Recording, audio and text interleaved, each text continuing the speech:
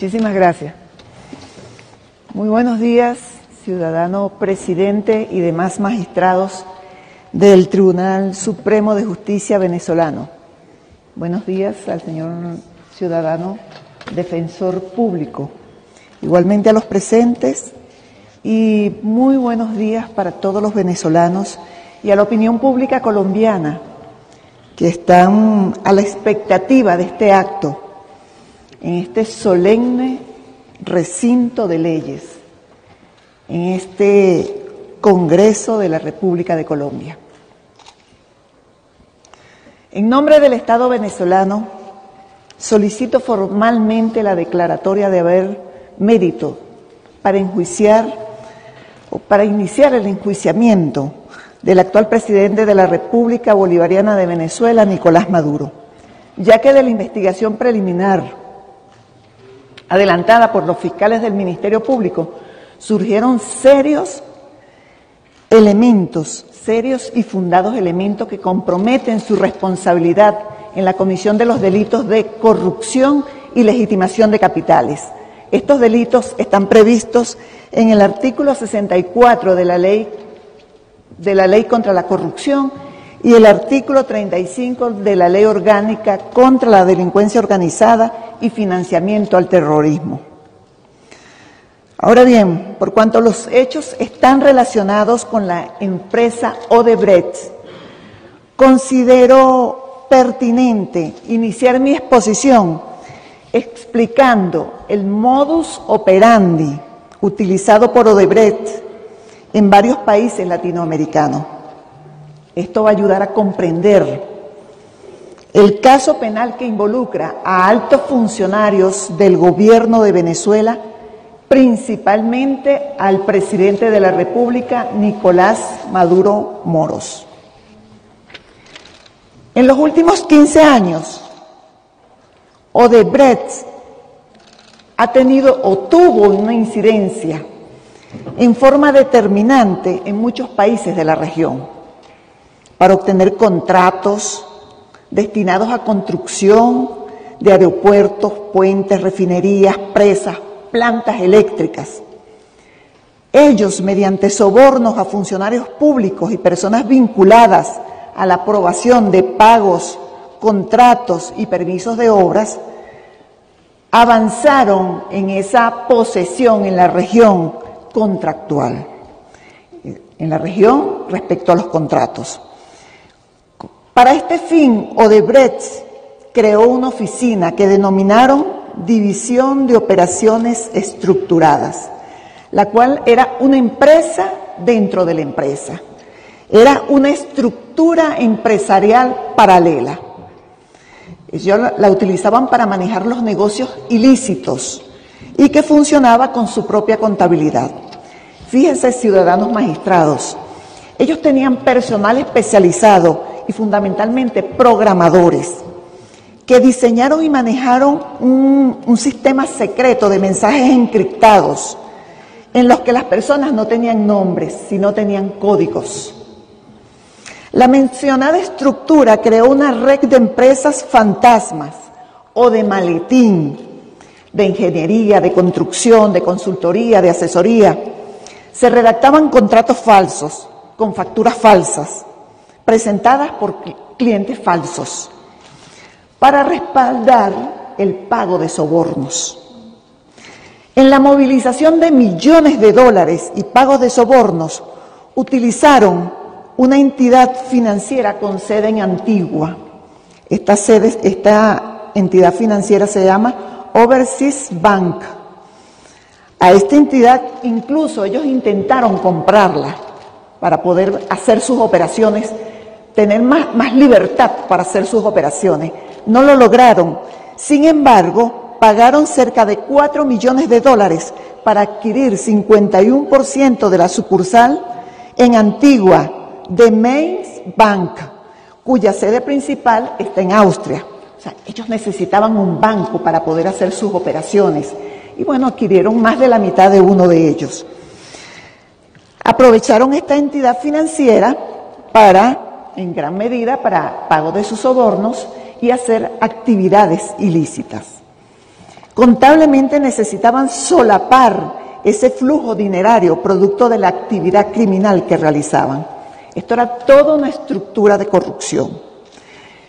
Oigan esto, según lo admitido por representantes de Odebrecht en el Tribunal Federal del Distrito de Brooklyn, esta división de operaciones estructuradas repartió alrededor de 788 millones de dólares en sobornos en Brasil y 11 países de la región, estimándose a partir de la declaración de Marcelo Odebrecht que entre 1 y el 2% de los ingresos de Odebrecht estaban destinados a pagos ilícitos. Estos hechos que yo estoy narrando forman parte o están probados, debidamente probados, en los distintos procesos judiciales y que hay sentencia definitivamente firme en la República Federativa de Brasil. Hubo condenatorias, muchos en el proceso y otros porque se acogieron a la figura de la delación. Yo quiero consignar las sentencias que dan fe de que lo que acabo de afirmar es cierto. Por favor.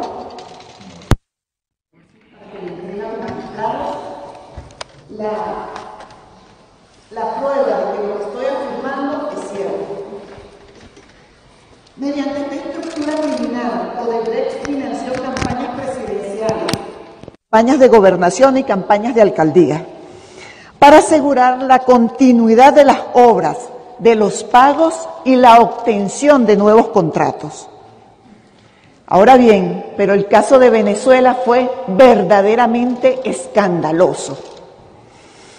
Puedo afirmar con responsabilidad que fue el país donde se causó mayor daño patrimonial, un daño total al patrimonio público por el gran desfalco a la nación, perjuicio a la sociedad que cifró sus esperanzas en tener servicios de calidad, obras de infraestructura que contribuyeran a mejorar su calidad de vida. La credibilidad de las instituciones resultó vulnerada y las consecuencias se reflejan en la grave crisis humanitaria que actualmente se está viviendo en Venezuela. Y el principal responsable de estos hechos es Nicolás Maduro Moro. Quiero señalarles que el Ministerio Público, con ocasión a los hechos de corrupción de Odebrecht en Venezuela, inició 2 investigaciones, una en el 2015 y otra en el 2017. La primera de ellas está relacionada con los hechos de corrupción en la construcción del segundo puente sobre el lago de Maracaibo, que debió realizar Odebrecht, por lo cual el Estado desembolsó exorbitantes sumas de dinero y cuya obra nunca se ejecutó. Y la segunda investigación está relacionada con el pago de 98 millones de dólares en sobornos a funcionarios públicos venezolanos por parte de Odebrecht.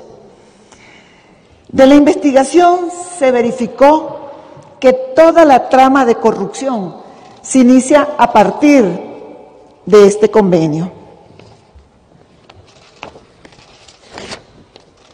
Ciudadanos magistrados, el convenio marco entre la República Federativa de Brasil y la República Bolivariana de Venezuela. Este convenio marco fue firmado por Nicolás Maduro Moros. Pueden observar aquí. Allí en pantalla también lo estamos viendo. Este convenio debía ser aprobado mediante una, valga la redundancia, por una ley aprobatoria. La ley aprobatoria del convenio marco entre la República Federativa de Brasil y la República Bolivariana de Venezuela. Bueno, este convenio, el Parlamento venezolano tenía la obligación de revisarlo, verificar que no lesionara el patrimonio público, que no lesionara los intereses de la República. Pero eso nunca se hizo, no se revisó. Y no se revisó porque en ese momento la presidenta del Parlamento venezolano era la ciudadana Cilia Flores, pueden ver allí, esposa de Nicolás Maduro. Es decir, todo quedó en familia. Vaya familia. Yo quiero consignar estos dos instrumentos para que igualmente sean valorados. Ahora, de acuerdo a las investigaciones que se practicaron, se realizaron, nosotros hicimos allanamientos, inspecciones, experticias, tomamos entrevistas. En los allanamientos se recabó la totalidad de los contratos suscritos entre Odebrecht y el Estado venezolano, así como puntos de cuentas y otras informaciones determinantes para esclarecer los hechos. Pudimos constatar, por ejemplo, que para la ejecución del segundo puente sobre el lago de Maracaibo, Odebrecht y el Estado venezolano suscribieron un primer contrato. Ese contrato lo tengo por aquí. Suscribieron un primer contrato. Ese primer contrato por un monto de $2.371.067.711 y posteriormente ampliado a más de 3.187 millones de dólares. Yo quiero también consignar estos contratos para que se constate la certeza de las afirmaciones que estoy haciendo. Se verificó que por concepto de anticipo en esta obra, el segundo puente sobre el lago de Maracaibo, Odebrecht recibió de parte del Estado venezolano más de 407 millones de dólares para la construcción. Y pese a tal desembolso, las obras relacionadas con dicho puente jamás se realizaron y en la actualidad se encuentran en absoluto abandono, tal como lo constató el Ministerio en la experticia que realizó. Ustedes pueden ver, eso fue lo único que hizo Odebrecht. 407 millones de dólares por esos pilotes. Ahí están. En todo evento consigno la experticia practicada por el Ministerio Público, donde se puede observar todas las pruebas de que eso es lo único que construyó. ¿Qué obra tan cara le resultó eso al Estado venezolano? Y como estamos en este momento en Venezuela, y fíjense, 6 pilotes apenas.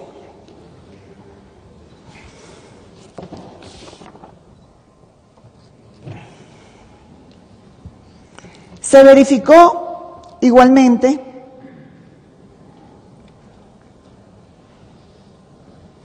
en el marco de las investigaciones, en los allanamientos que se practicaron, se encontró información de al menos 13 obras contratadas por el Estado con Odebrecht y que están en la misma situación, entre las cuales yo puedo mencionar, solo por mencionar algunas, el Metro de Los Teques, Línea 5 del Metro de Caracas, Sistema de Transporte Masivo de Caracas, Guarenas, Guatire, Metro Cable Mariche, Sistema Vial Puente sobre el Río Orinoco.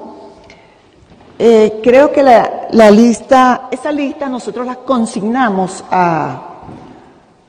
en el momento que hicimos la solicitud ante el Tribunal Supremo de antejuicio de mérito.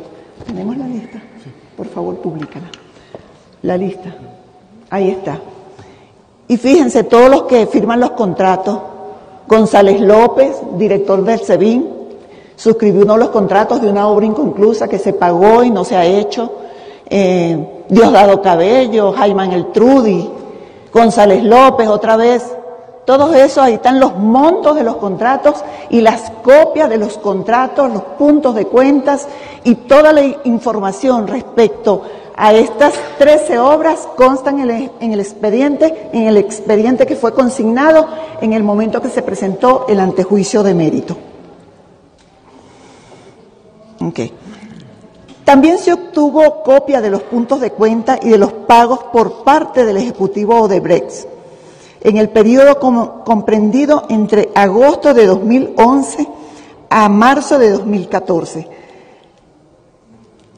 por un monto de $192.487.786 millones de dólares. Además, 225.222.369 bolívares por concepto de evaluaciones en esa obra. Ahí están las experticias, los puntos de cuenta, los desembolsos, y se puede observar que en esas obras no se ejecutó nada, todas están paralizadas y en la misma situación que está el puente, el segundo puente sobre el lago de Maracaibo. Y sin embargo, por valuaciones le pagaron tal suma. ¿Quién hizo esas valuaciones? ¿Quién le hizo el seguimiento a esas obras? Si estaban avanzando o no.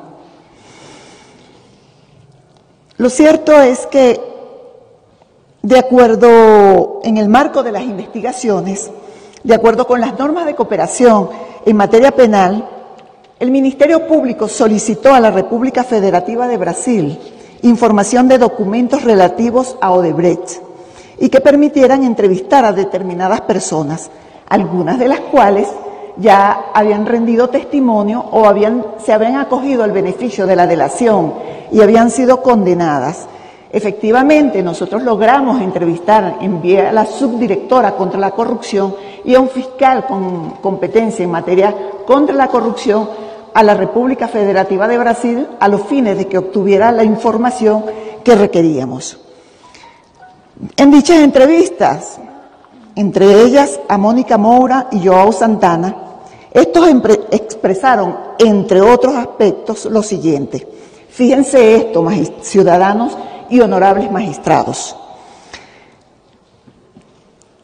En el mes de octubre de 2011, el entonces presidente Hugo Chávez, con intermediación de Maximilian Alberlaes, fungía como embajador de Venezuela en la República de Brasil, solicitó al expresidente Lula da Silva recomendaciones para su campaña presidencial en el año 2012 y obtener el triunfo en tales comicios.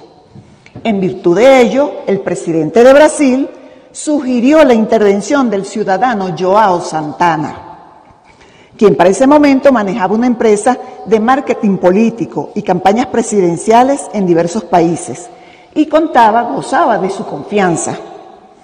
Para la materialización de esa reunión entre Chávez y Santana, este último se trasladó a Caracas.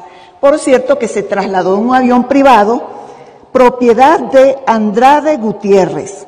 Ese es propietario de una empresa también constructora de Brasil, que está encargado de grandes obras también en toda América, y quienes también contribuyeron al financiamiento de la campaña de Hugo Chávez. Realizada la entrevista entre Hugo Chávez y Santana, Chávez le manifestó que el intermediario para recibir dinero y pagar lo que se cobrara por la campaña sería el ciudadano Nicolás Maduro Moros, que para ese momento se desempeñaba como canciller de la República de Venezuela. Luego de esta reunión, Joao Santana le dice a su esposa, Mónica Moura, que se reúna con Maduro. Y Mónica Moura se traslada a Venezuela y se reúne con Nicolás Maduro en la Cancillería. Allí negociaron que Nicolás Maduro pagaría a Mónica Moura la suma de $35 millones para financiar la campaña de Hugo Chávez. Este pago tenía dos modalidades. Una parte de esos 35 millones los pagaría Odebrecht, o sea que Odebrecht iba a pagar parte de esos 35 millones para la campaña de Hugo Chávez. Y Odebrecht, a través de Eusebio Acevedo, que era presidente de Odebrecht en Venezuela, era el encargado de hacer ese depósito. Pero también Andrade Gutiérrez, la empresa brasileña, también iba a ser parte de esos pagos. Efectivamente, Odebrecht y Andrade Gutiérrez pagaron mediante depósitos realizados a la cuenta de Joao Santana. Ellos le depositan a Joao Santana en el Banco Heritage, mediante una cuenta offshore ubicada en Suiza, hicieron 2 depósitos. Odebrecht, Eusenando Acevedo, en representación de Odebrecht, deposita $6 millones y Andrade Gutiérrez deposita $2 millones. Y la otra parte del dinero, ciudadanos magistrados, la pagó en efectivo Nicolás Maduro Moro, directamente a Mónica Moura, quien recibió maletas llenas de dólares, como se maneja la delincuencia organizada. Le entregó maletas de dólares en efectivo en la propia sede de la Cancillería venezolana por más de $10 millones en distintas entregas para financiar la campaña presidencial de Hugo Chávez. En su propia declaración, Mónica Moura señala que le quedaron debiendo $17 millones, es decir, que de los 35 solamente le pagaron 18. Las declaraciones, las delaciones, Mónica Moura, Joao Santana, Marcelo Odebrecht, Eusenando Acevedo, constan en este CD, que lo estoy consignando a los fines de que lo valoren y que lo manejen de acuerdo a las reglas del Código Orgánico Procesal venezolano vigente. Hay un detalle importante que Chávez solicitó, que no se incluyeran personas de habla portuguesa, sino que todos los que estuvieran en su campaña hablaran español. Por esa razón, Mónica Moura y Joao Santana subcontratan otra empresa, Contextos Comunicacionales, para que a los ojos de los venezolanos la campaña electoral de 2012 estaba manejada por venezolanos. Esta empresa es propiedad de Mónica Ortigosa. Por cierto que Mónica Ortigosa es esposa de un sobrino de Hernán Escarrá, un miembro de la ilegítima constituyente.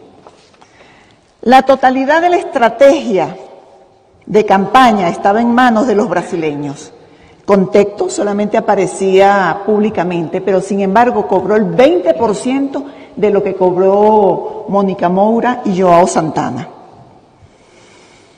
Pero a Nicolás Maduro no le bastó con eso, con esta trama delincuencial, esta trama de corrupción.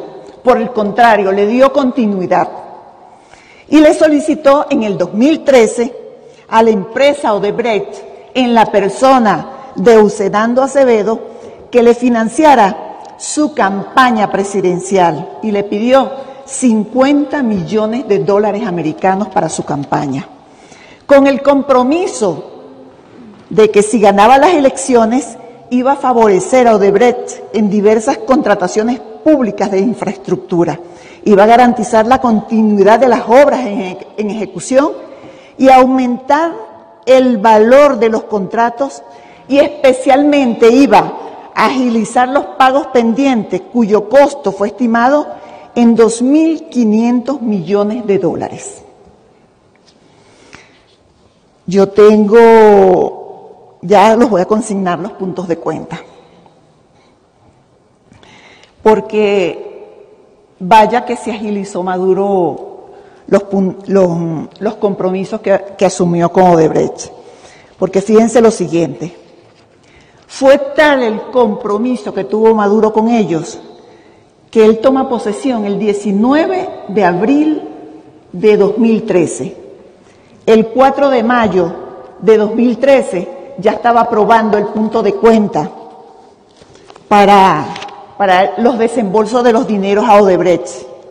4 de mayo, 12 de mayo, 12 de mayo, 17 de septiembre, así. Aquí estoy consignando todos los puntos de cuenta y quienes presentaron los puntos de cuenta: Elías Agua, Juan de Jesús García Tucen, Elías Agua, Juan de Jesús García Tucen, Rafael Ramírez, Jaime Eltrudi, Marcos Torres, Jaime Eltrudi. Aquí están todos los puntos de cuenta que también los consigno. Los consigno a los fines de su valoración.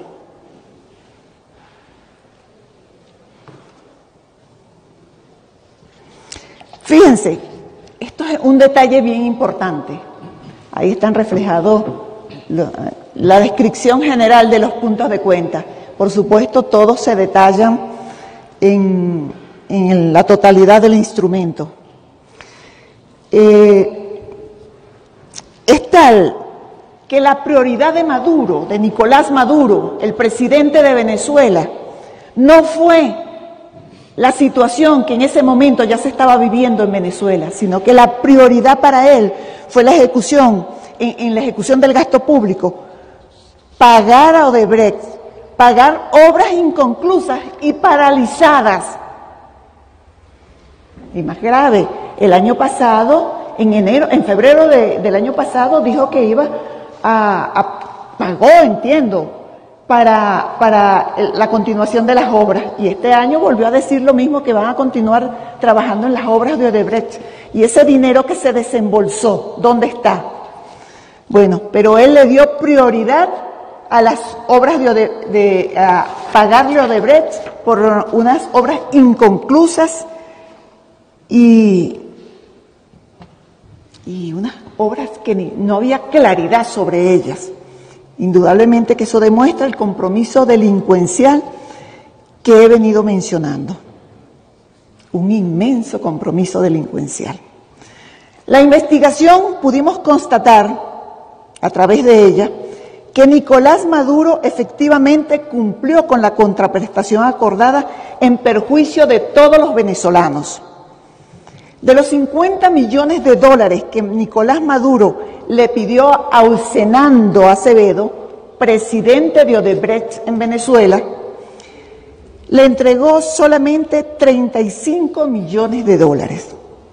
La entrega de ese dinero se hizo mediante transferencias no contabilizadas a empresas indicadas por uno de los jefes de campaña de Nicolás Maduro, de nombre Américo Alex Mata García, quien para la fecha ocupaba el cargo de presidente del Instituto de Desarrollo Rural.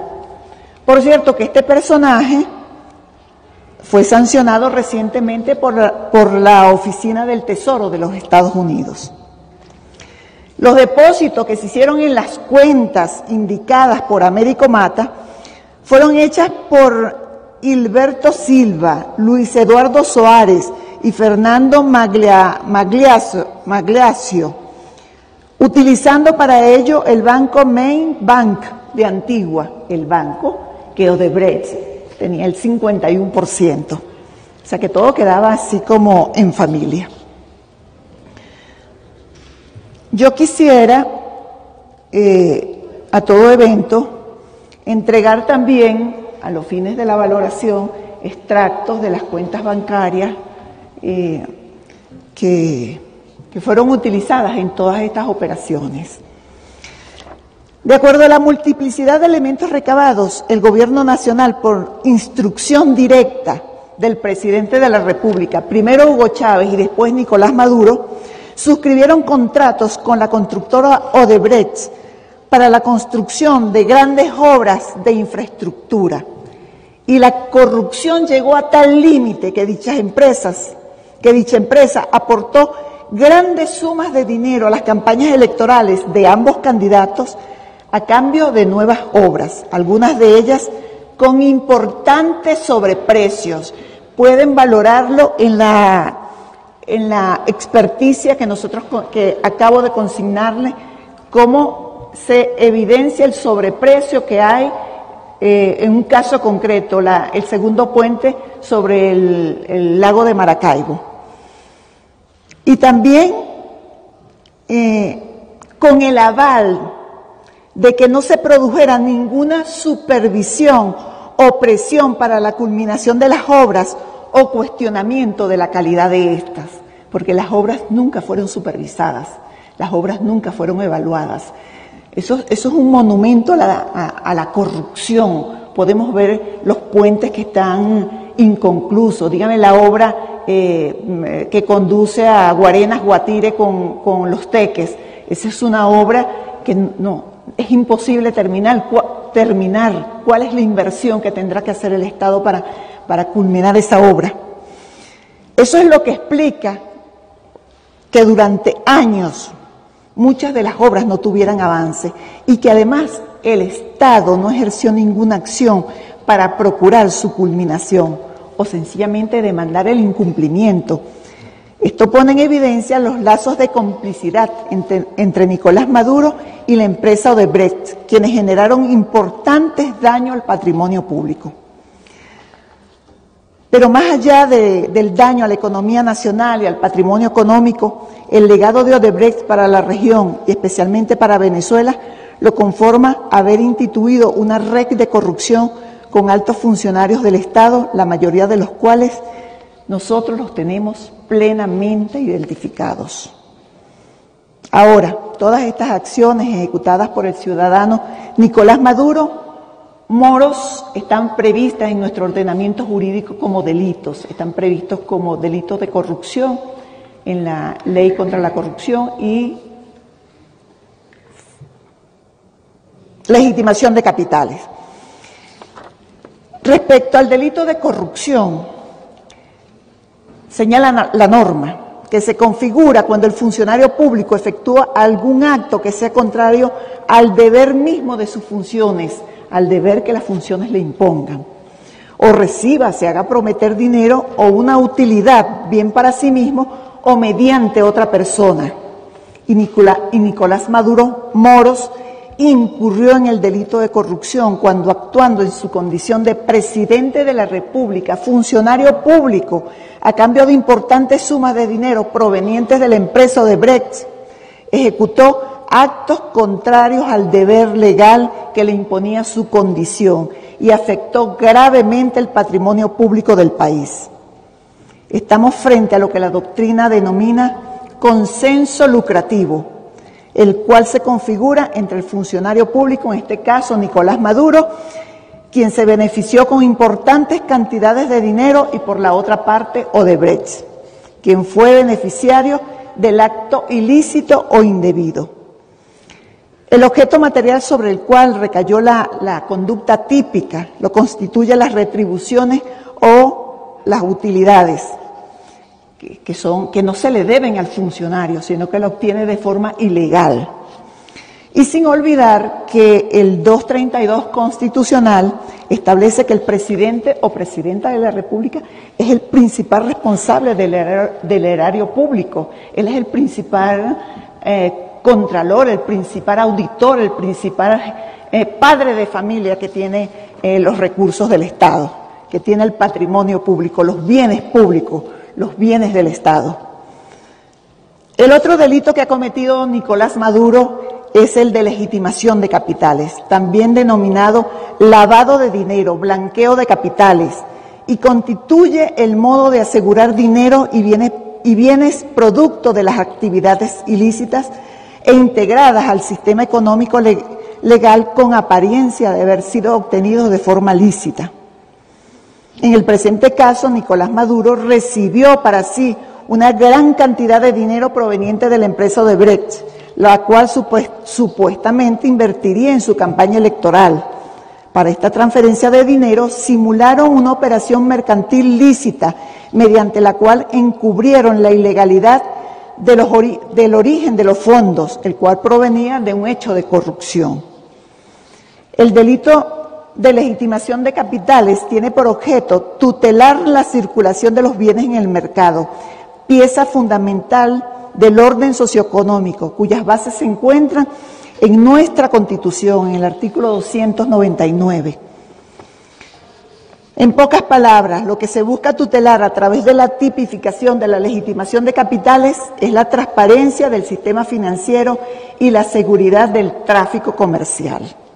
Los elementos en los cuales se fundamenta el Ministerio Público, serios y contundentes respecto a la participación de Nicolás Maduro Moro en la perpetración de estos delitos, son los distintos informes, el consignado hoy y los que constan en el expediente que se consignó conjuntamente con la solicitud, las declaraciones de Mónica Moura y la delación de la misma, las declaraciones de Joao Santana, así como su delación, todas hechas ante la Procuraduría de Brasil, la delación realizada por Marcelo Odebrecht, el 10 de abril de 2016, la declaración de Eusenando Acevedo, los extractos bancarios de las cuentas de Joao Santana, los movimientos migratorios de Mónica Moura y Joao Santana, los emails consignados por Mónica Moura, donde se evidencia la trama de corrupción entre ellos y Nicolás Maduro.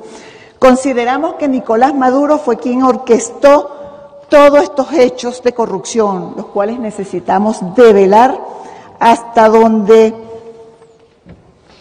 sea posible determinar quiénes más están involucrados en esto y cómo penetró a la administración pública venezolana. Es el objeto de la presente solicitud de antejuicio, cuya investigación podría derivar en otros delitos de distinta entidad. Ciudadanos magistrados, en atención a todo lo expuesto, se estima que existen fundamentos serios, los consignados ahora y los consignados previamente, y los que cursan dentro del expediente, los cuales ustedes valorarán si se harán públicos o no. Pero estos hechos comprometen a Nicolás Maduro en la comisión de los delitos de corrupción previsto en la Ley contra la Corrupción, en el artículo 64, y legitimación de capitales previsto en el artículo 35 de la Ley Orgánica contra la Delincuencia Organizada y financiamiento al terrorismo. Y en virtud de que el mismo posee la condición de alto funcionario a tenor de lo dispuesto en la Constitución de la República Bolivariana de Venezuela, en el artículo 266, numeral 2, y los artículos 37 y 376 del Código Orgánico Procesal Penal, solicito formalmente a este tribunal que, primero, declare la existencia de méritos para proseguir la causa penal, establecer la responsabilidad penal de Nicolás Maduro para iniciar su enjuiciamiento. Segundo, acuerde la captura internacional contra Nicolás Maduro. A tal efecto solicite se oficie a Interpol para que sea incorporado en el alerta roja y dada la trascendencia de la orden judicial, que este tribunal designe una representación de magistrados que acuda a la sede de Interpol a gestionar personalmente el cumplimiento de esa decisión. Esta solicitud procede porque se cumplen los extremos que establece el artículo 236 del Código Orgánico Procesal Penal, un hecho punible que merece pena privativa de libertad, suficientes elementos de convicción y además la presunción de peligro de obstaculización o sustracción del proceso. Y yo también solicito que se oficie a la Fuerza Armada Nacional Bolivariana, a la Fuerza Armada Nacional de Venezuela, para que ejecute la captura contra Nicolás Maduro y una vez ejecutada la captura lo ponga a la orden de este tribunal. Que ordene igualmente, solicito, la congelación de los bienes de Nicolás Maduro, la inmovilización de sus cuentas, todo de conformidad con lo establecido en el artículo 64 de la Ley contra la Delincuencia Organizada y financiamiento al terrorismo anteriormente mencionada.